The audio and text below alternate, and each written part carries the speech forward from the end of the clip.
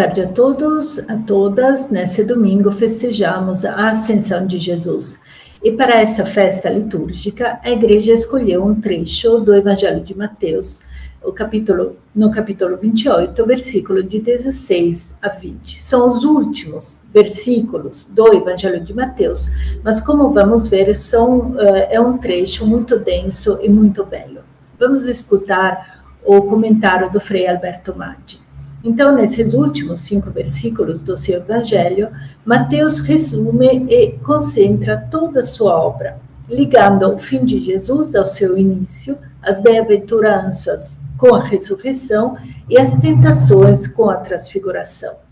Os discípulos, agora, não são mais 12, mas 11, e lembramos que 12 é um número simbólico que representava o novo Israel, que não será mais reconstituído, e os discípulos são 11 porque está ausente Judas Iscariotes, que vendeu Jesus e vendeu a si mesmo. Mas se Jesus, por 30 moedas de prata, encontrou a morte física, Judas, o homem que, como diz Mateus no capítulo 26, seria melhor se nunca tivesse nascido, por essa soma foi ao encontro da aniquilação definitiva da sua pessoa, engolido pela segunda morte, que era reservada aos idólatras e aos homicidas. Então, os 11 se dirigem, então, ao monte que Jesus lhes tinha indicado.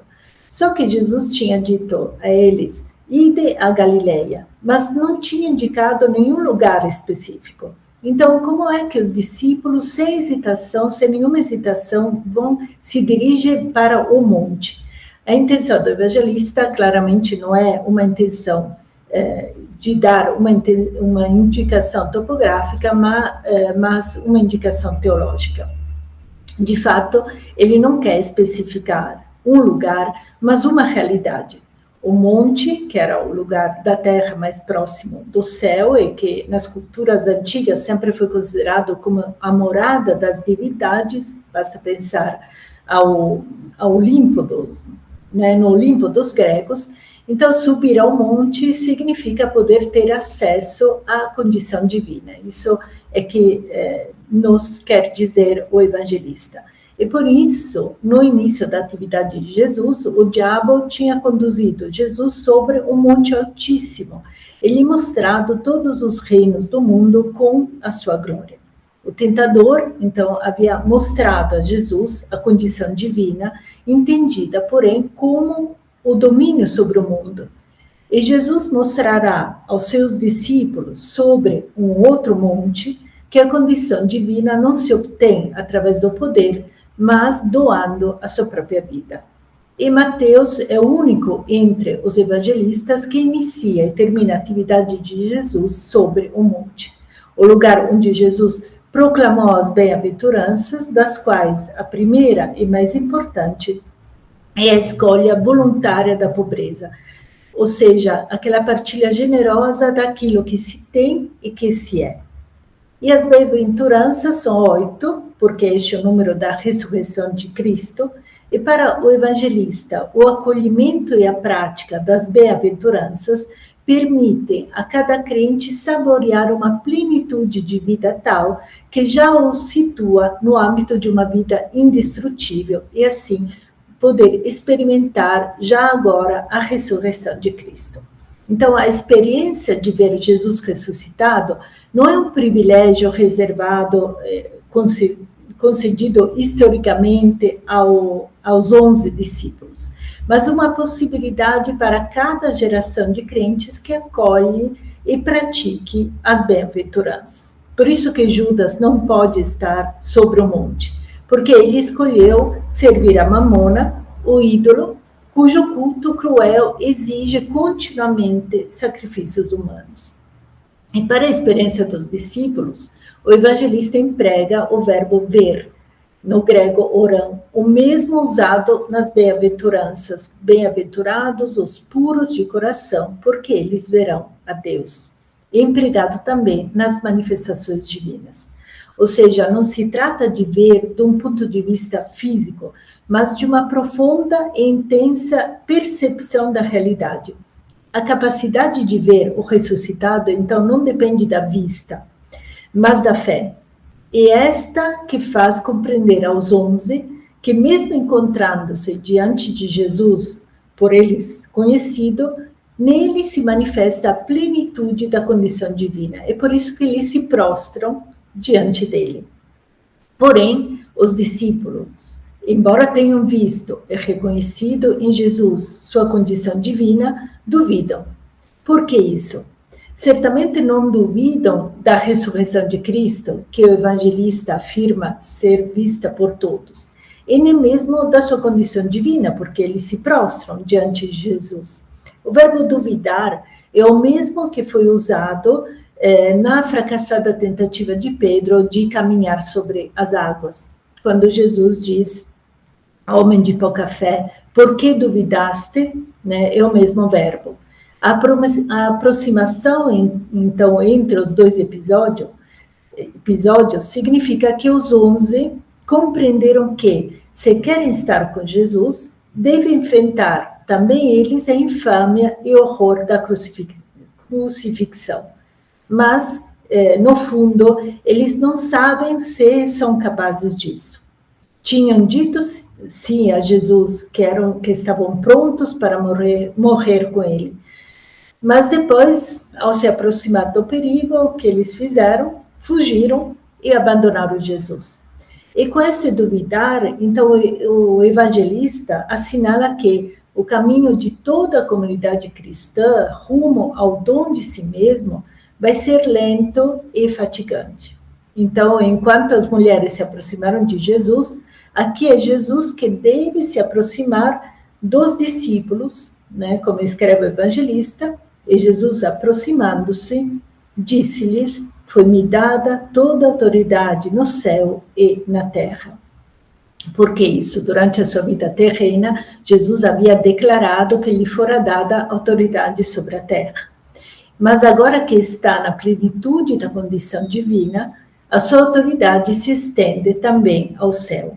Então, lembra um trecho do profeta Daniel, em que Deus havia dado ao Filho do Homem poder, glória, reino, e todos os povos, nações e línguas o serviam.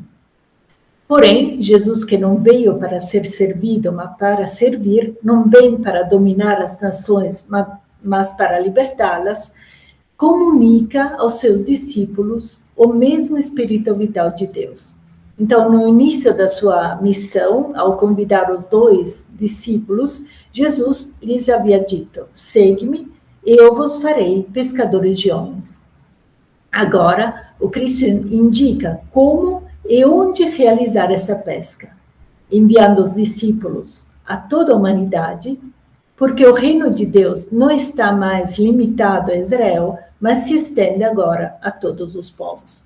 Jesus havia sido indicado por João Batista como aquele que teria batizado no Espírito Santo. E o verbo batizar significa mergulhar. Então, a ação de Jesus foi de mergulhar, impregnar cada pessoa na força vital de Deus, comunicando-lhe a mesma energia vital, a mesma energia divina do Pai. E agora Jesus pede aos seus discípulos que façam o mesmo e que colaborem com a sua atividade mergulhando em nome do Pai, do Filho e do Espírito Santo. Então, nessa tríplice plenitude da esfera divina, aqueles que estão submersos no âmbito da morte para lhes dar a vida. Então, Jesus envia os discípulos para ensinar aos povos pagãos. Não os encarrega de revelar-lhes uma doutrina, mas de praticá-la. Então, Jesus não pede para anunciar o evangelho, mas para eles se tornarem a boa notícia para cada criatura que encontrarem. Aquilo que os discípulos, então, devem ensinar e praticar é o que Jesus lhe ordenou. E a única vez no Evangelho de Mateus em que se encontra o termo mandamento junto ao verbo ensinar é no discurso da montanha referido às bem-aventuranças. Então, aquilo que os discípulos devem praticar e ensinar a observar são as bem-aventuranças que permitem a realização do reino de Deus.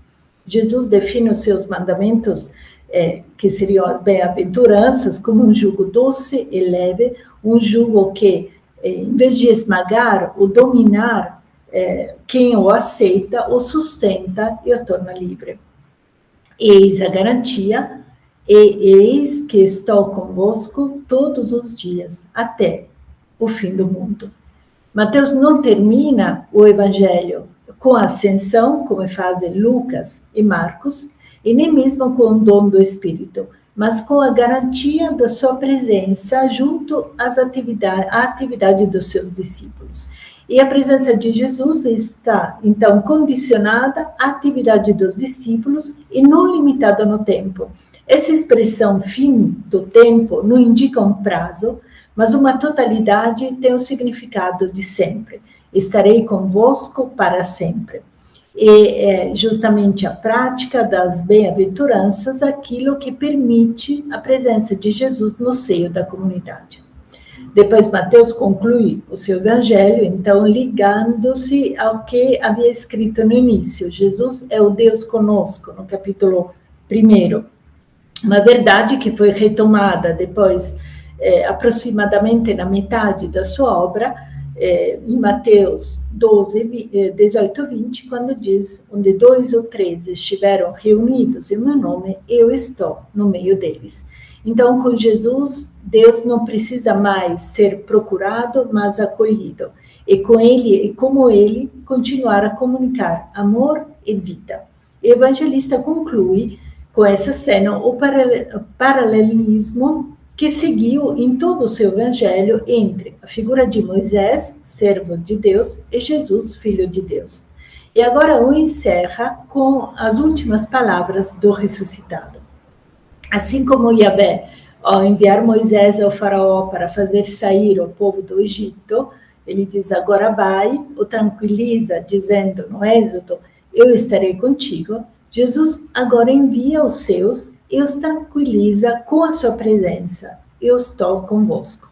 E enquanto a existência de Moisés se concluiu sobre o monte Nebo com a sua morte, a de Jesus continua com a afirmação de uma vida mais forte do que a morte. Moisés já não existe, teve de designar Josué como seu sucessor, enquanto Jesus não necessita de sucessor porque ele continua vivo e vivificante no meio dos seus, colaborando para o sucesso ou êxito de suas atividades. Então, o evangelista que havia iniciado o seu evangelho com as palavras do primeiro livro da Bíblia, Gênesis, formula agora as últimas palavras de Jesus aos seus discípulos, segundo o modelo daqueles que encerram a Bíblia hebraica, relatando o decreto de Ciro, rei da Pérsia, contido no segundo livro das Crônicas, que encerra em Jesus toda a história do povo de Israel. Diz o segundo livro das Crônicas, o Senhor Deus dos céus entregou-me todos os reinos da terra. Ele me ordenou construir-lhe um templo em Jerusalém, que está em Judá. Quem dentre vós pertence ao seu povo, que o seu Deus esteja com ele e parta. Com o decreto de Ciro, os judeus são convidados, então, a voltar da Babilônia, que era terra de prisão, para a Judeia, terra de liberdade. Com Jesus, ao contrário, os discípulos são convidados a sair da Judeia, que tinha se tornado uma terra de prisão, de morte, para ir para o mundo inteiro. A missão de Ciro era construir um templo para o Senhor. Os discípulos que acolheram as bem-aventuranças são a luz do mundo. O novo templo onde se manifesta a presença do Senhor que está sempre com eles. Então, as últimas palavras de Jesus não encerram o Evangelho, mas o abrem ao mundo inteiro. Então, isso que eu dizia no início, são 5 versículos densos, carregados, mas são verdadeiramente o augúrio de um bom domingo, de uma riqueza de vida para todos nós. Obrigado a todos e a todas pela escuta, e nos vemos semana que vem.